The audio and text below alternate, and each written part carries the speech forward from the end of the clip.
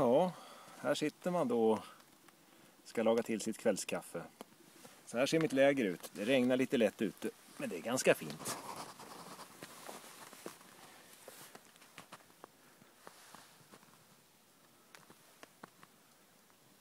Och hängmattan, den hänger här inne.